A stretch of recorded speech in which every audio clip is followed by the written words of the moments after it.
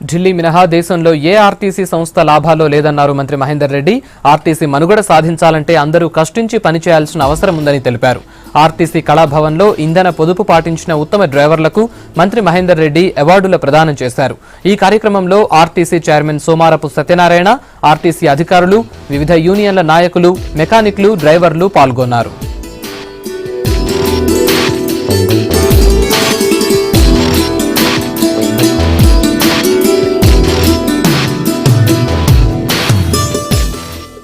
ఈ ఆర్టీసీ ముందు తీసుకోవాలని చెప్పి కనబడప్పుడు ముఖ్యమంత్రి అడుగుతున్నారు.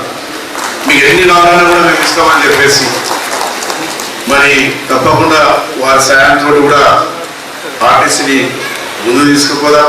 చాలా కష్టాలు ఉన్నప్పటికీ కూడా మన సంస్థలో మరి అందరూ కూడా కష్టపడి పనిచేస్తున్నారు.